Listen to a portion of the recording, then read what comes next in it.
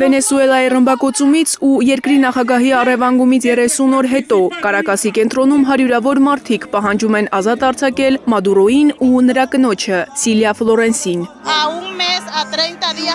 Պահանջում ենք, որ Միացյալ Նահանգների կառավարությունը անհապաղ ազատ արձակի ու վերադարձնի մեր առաջնորդներին։ Վենեսուելան խաղաղության տարածք է, Վենեսուելան ազատ ժողովրդավարական երկիր է։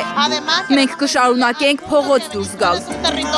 Մադուրոյի առևանգումից մեկ ամիս անց էլ պարզ չէ, երբ կկազմակերպվեն հաջորդ նախագահական ընտրությունները։ Մադուրոյի հավատարիմ աջակից Դելսի Ռոդրիգեսը նրա ձերբակալումից 2 օր անց է ժամանակավոր ստանձնել նախագահի լիազորությունները։ Բայց անորոշությունը չի հաղթահարվել։ Վենեսուելացիները դեռ չեն հասկանում Ռոդրիգեսը կպահի երկրի ինքնիշխանությունը, թե տեղի կտա Սպիտակ տան պահանջների առաջ։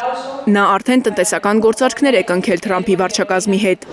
3 շաբաթ առաջ Միացյալ Նահանգները սկսել է իրենց պատժամիջոցների տակ գտնվող վենեսուելական նավթի վաճառքը համաշխարհային շուկայում։ Միացյալ Նահանգների պետքարտուղար Մարկո Ռուբիոն վստահեցրել էր, որ նավթից ստացված եկամուտը վենեսուելացիների կենսամակարդակի բարձրացմանը կծառայի։ Բայց օրեր անց վենեսուելական հում նավթի վաճառքից ստացված ամբողջ հասույթը փոխանցվել է Միացյալ Նահանգների կողմից վերահսկվող հաշվեհամարների։ Կվերադարձվեն եկամուտները Վենեսուելային, պարզ չէ։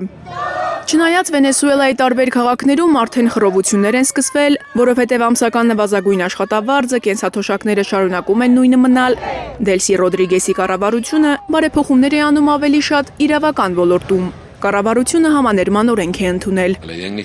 Մեզ հանձնարարված է մղել այս պայքարը Նիկոլասին և նրա կնոջը վերադարձնելու համար, և դա տեղի կունենա շուտով։